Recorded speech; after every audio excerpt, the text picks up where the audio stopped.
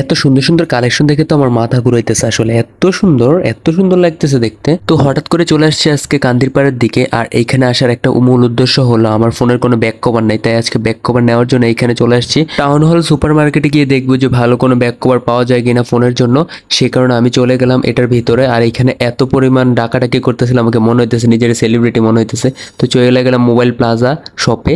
তো এই শপে আসার পর তো আমার আরো বেশি মাথা ঘুরেতেছে, এত পরিমাণ এখানে অনেক অ্যাক্সেসরিজ আছে, বাট আমার একটাও কভার ভালো লাগতেছিল না, তার জন্য আমি স্টিকারগুলো দেখতেছিলাম। আর এখানে আমার চোখ আটকে গেছে, স্টিকারগুলো এত ইন্টারেস্ট রাখতেছিল আমার কাছে, এত সৌন্দর্যের মধ্যে আমি এটা সিলেক্ট করলাম। তারপর আমি দোকানদার ভাইকে দিলাম। ওনাদের কাছে একটা মেশিন আছে, এই মেশিনটার মাধ্যমে আসলে স্টিকারগুলো কাটা হয় ফোনের মাপ অনুযায়ী, ফোনের মডেলটা আসলে এখানে সিলেক্ট করে দেওয়া হয়। বাট তো ভাইয়াটা এখানে সিলেক্ট করে দিয়ে দিল, আর এখানে মেশিনে টান দিয়ে স্টিকারটা নিয়ে গেল। মূলত তারা আসলে এইভাবে এই কাজগুলো করে আর কি। স্টিকারটা কাটা হয়ে যাওয়ার পর একটা মেশিনের মাধ্যমে হাওয়া দিয়ে খুব ভালোভাবে এটা লাগিয়ে দেওয়া হয়, যেন এটা মানে না খুলে যায়। এই যে ফাইনালি এটা লুক কেমন লাগতেছে অবশ্যই কমেন্ট করে জানাবেন। খুবই ক্লাসিক একটা ফিল দিচ্ছে।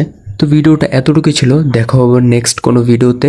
আর নেক্সটে অনেক শ্যুটের ভিডিও আছে, শুটিংয়ের ভিডিও আছে, অনেক কাজ আছে আমাদের সামনে, সেগুলো দেখতে পারবেন। রিফাত লাইফস্টাইল পেজে যদি নতুন হয়ে থাকেন ফলো দিয়ে পাশে থাকবেন। ধন্যবাদ।